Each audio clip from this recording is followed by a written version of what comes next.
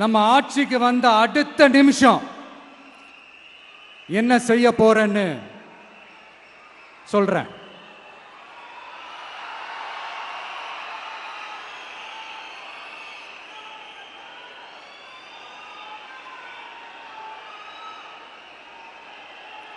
Number 1, தமிழ்நாட்டில் இருக்கிற எல்லா குடும்பங்களுக்கும் உறுதுணையா இருக்கத்தான் நாம் அரசியலுக்கே வந்தோம்.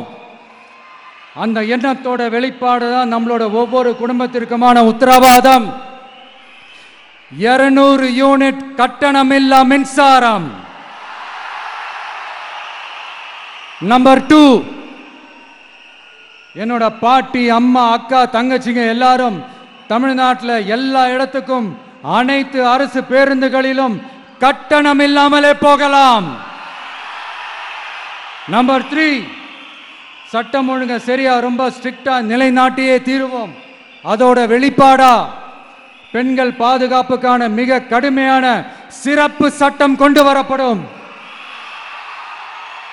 அது மட்டும் இல்ல, நம்ம இளைஞர்களோட பாதுகாப்புக்காக போதைப் பொருள் தடுப்பு மற்றும் ஒழிப்புக்கான சிறப்பு சட்டம் கொண்டு வரப்படும். And I will visit one district headquarters, that is the collector's office of Tamil Nadu, to meet the public of that particular district and receive their petitions. இதை நான் ரெகுலரா பண்ணுவேன். இதெல்லாம் செய்வோம். இதோட நாம சொன்னதெல்லாம் கொஞ்சம் கொஞ்சமா நம்ம ஆட்சிக்கு வந்ததுக்கு அப்புறம் செஞ்சு காட்டுவோம். சொல்லாததையும் செய்வோம், அது வேற விஷயம்.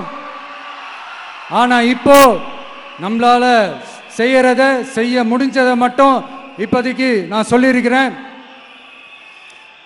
மக்களே, நாளைக்கு ஏப்ரல் 23ஆம் தேதி அன்னைக்கு ஒரு நாள் மட்டும் இந்த விஜய் சொல்றத கேளுங்க. கேட்டுட்டு தயவு செஞ்சு விசில் சின்னத்துக்கு ஓட்டு போடுங்க. அடுத்து வர 5 வருஷம், அது என்ன 5 வருஷம், அடுத்து வர எல்லா வருஷமும் நீங்க சொல்றத நான் கேட்கிறேன். நீங்க சொல்றத இந்த விஜய் கேட்பான். கான்பிடென்டா இருங்க, நல்லதே நடக்கும். வெற்றி நிச்சயம், வெற்றி நிச்சயம், வெற்றி நிச்சயம். மீண்டும் சந்திக்கும் வரை நன்றி, வணக்கம்.